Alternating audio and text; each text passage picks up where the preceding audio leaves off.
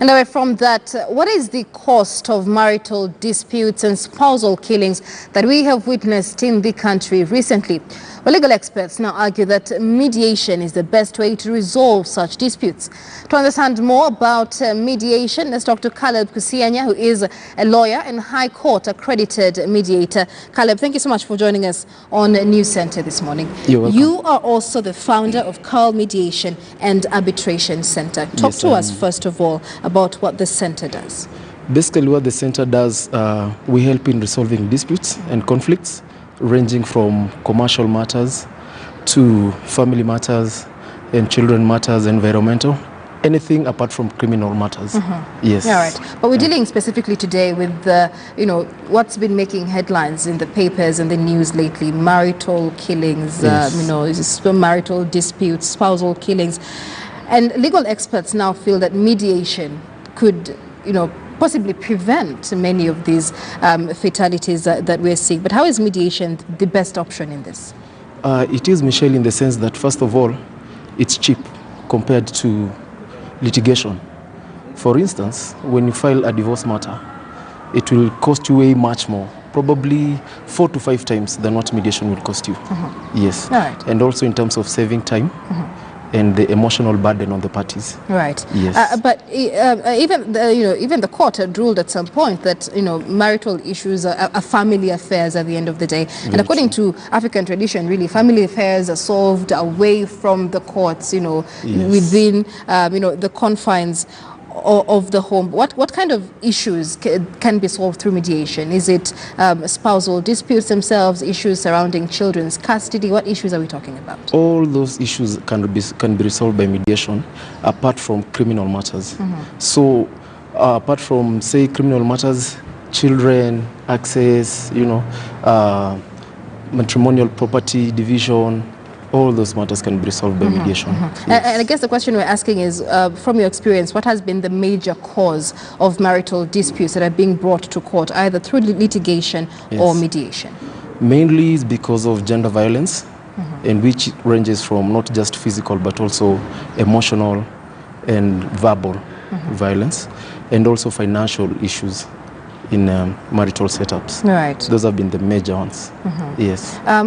What has been the cost implication then at the end of the day, especially for those who opt to go through litigation and for those who do not and end up with fatal incidences that we've heard of? The cost is very high, let me put it that way. From filing fees, because then if you cannot resolve a dispute between you parties, you'll have to hire professionals to do that. And professionals come with a lot of costs. In terms of, they might also need some expertise to help you do the bidding for you. Right. And then also the time you take to go back and forth. Also, it's a lot of cost because some of the parties do not live within confines where they can access courts easily. Yes. And you mentioned that mediation can work in any of these situations, considering it is not a criminal offense. Yes. But let's talk then about mediation in criminal matters, because a lot of these marital issues are now ending up in criminal matters like murder and attempted murder. Very true. As it is right now with the legal system in Kenya, mediation does not apply in criminal matters. What I could say happens is plea bargaining, which is not mediation per se, but it just helps parties to probably lessen the sentence, in the sense that you can agree that you did this or you committed this, and now you can bargain from that point. And the condition is that you must have, first of all, admit to guilt before you start to plea bargain. Right. Yes. And how hard does that make things itself? Because one has to admit to guilt before getting there. Because at the end of the day, mediation is legally recognized in Kenya now. Yes, it is. But at the end of the day, and sometimes it could be a softer tool for those opting for a divorce process. But has that been your experience since getting, being a court arbitrated mediator? It has helped a lot in terms of sometimes parties, when they decide to probably divorce, as it is, the law does not allow consensual divorce. So then it leaves parties to go to court, and there are several grounds for divorce, ranging from adultery, to cruelty, extreme depravity, and others. So you find that other matters are involved in the divorce, like child upkeep, maintenance, right, access and division of matrimonial property. So in this case, parties can sit down and decide about the property, let's divide it this way. About maintenance of the children, let's do it this way. Then it lessens the burden so that when they go to court, it's even easier on the courts to settle the divorce on its alone as it is than involving all these matters. All right. Let's talk about the process then, because many do not opt for litigation because of the cost, as you mentioned. What is the process of getting a mediator to solve such issues? Right now, at the judiciary, normally all matters that are civil are screened first.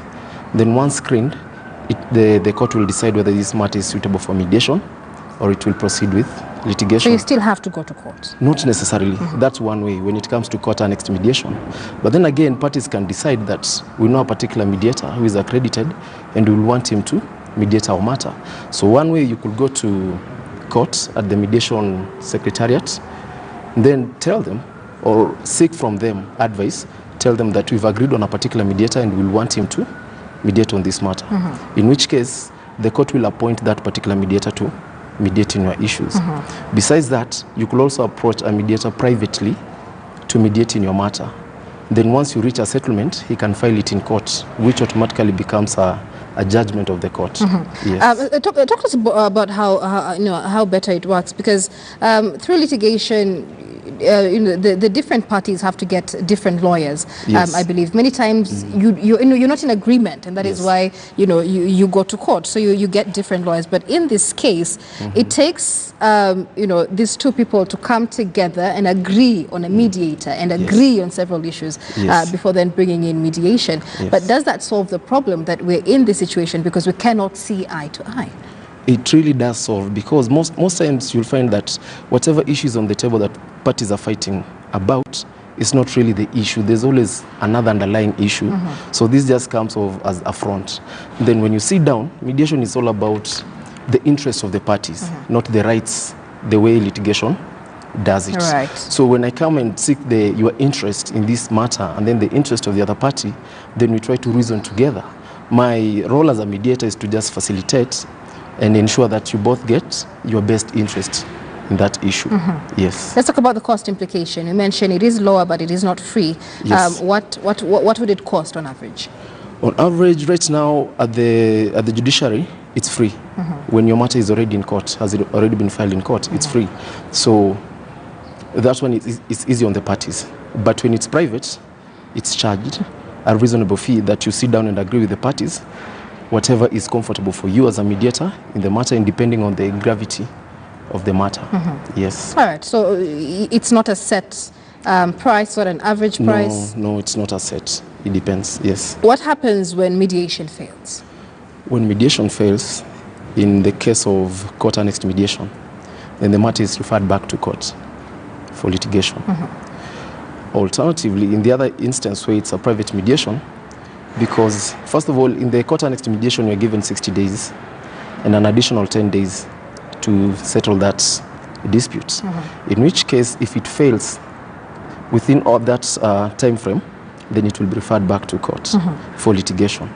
But in private mediation, you can also talk to the parties depending on the issue at hand and see if you gave them more time to think about the issue, to calm down, then have another session or meeting about it, then you can resolve it easily. Because unlike litigation, mediation is not necessarily resolved in its entirety. You can solve part of the issue as time goes. Right. Let's talk about the societal impact of mediation in solving marital disputes such as this one. Because in a court process, at the end of the day, there's a loser and a winner, and something that further aggravates that relationship. But in a mediation situation, it seems to be a win-win situation, where we swimmingly agree and salvage that relationship moving forward. How important then is such mediation in society? It is very key, given the fact that you can never avoid conflict in any society. There's always conflict. So then, the most important part is how do we resolve these conflicts when they arise? And mediation gives you a platform where you can sit down and bring out your issues amicably, because the mediator now is the third party and is very impartial and independent, he doesn't take sides. So then when we are seated, the three of us, and we cannot seem to agree, then we can have a caucus separate with one party, whereby they can raise up issues that they could not raise in the joint session or in the presence of the other party. So then it helps in terms of now analyzing what really is the problem, where did it begin, what are the roots of the problem. Then you can also caucus with the other party. Then now when you come and sit with them and now tell them, this is what you want, but then again, what do you need? You understand? Now we start looking at the needs and the interests of this party.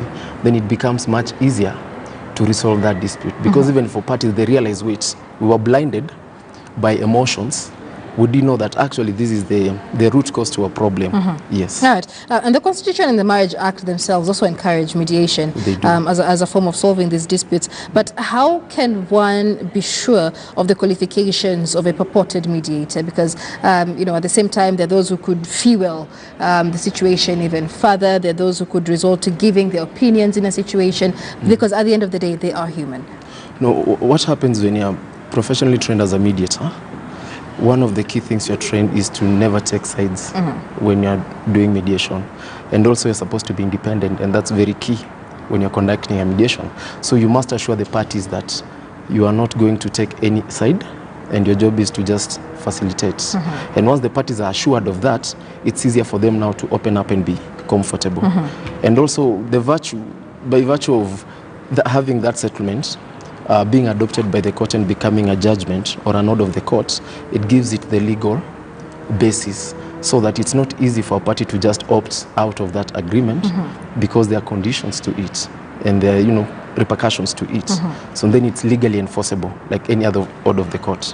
Those who say, you know, couples who talk about having thought of moving to court through a litigation process, perhaps to file a divorce, but after going through mediation, it ended up saving their marriage and the relationship, as opposed to them doing away with it altogether. So would you say mediation in society could then save more marriages in the long term? Yes, it would. A lot of marriages and relationships as it is, you know. Sometimes you might opt to go different ways, yes, but then you can maintain a good relationship with the other partner. Unlike litigation, where it becomes so worse, you can see eye to eye. Over a period of a long time, you harbor that hatred, you know. But with mediation, you keep that good relationship with a person, because now you get to understand them better than when it's litigation. You understand, okay, it's because you didn't get either my attention, or because I was not doing things in a particular way and I did not notice. But then at that point, probably the other party did not have a platform to address it, because probably of poor communication skills.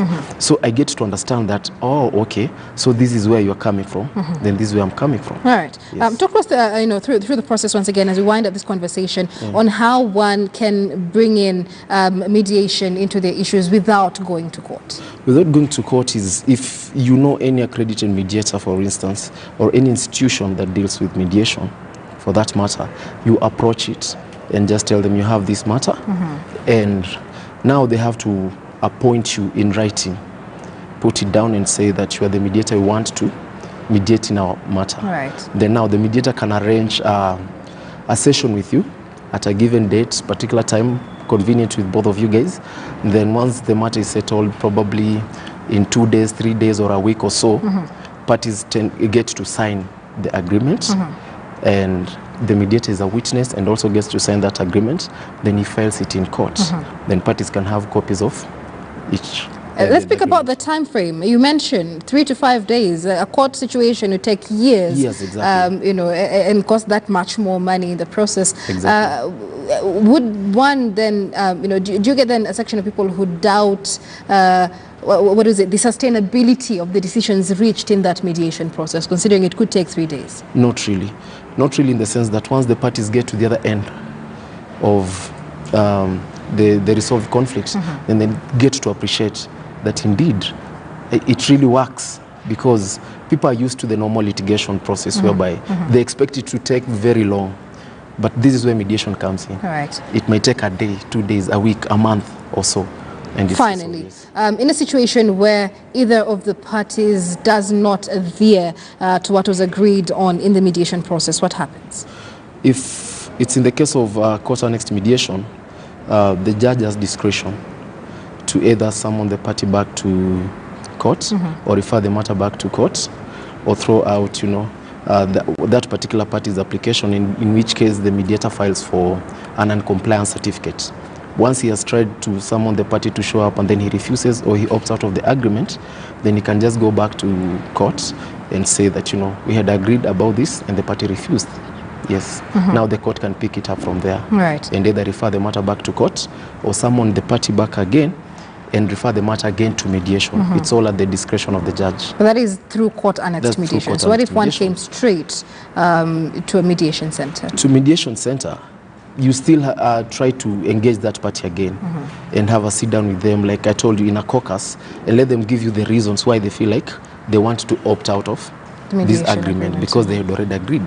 Then now from that, you can now understand and try to engage with them and see, can we still work it out from a different angle or a different perspective and still get your interest served. All right, so it's like a lawyer come psychologist come psychiatrist all in one. Yes, pretty much. Many thanks for that. That is Caleb Kusianya. He is a lawyer and High Court accredited mediator, also the founder of Carl Mediation and Arbitration Center, discussing the importance of mediation in solving marital and spousal disputes in the country. A conversation that brings us to a short break on News Center.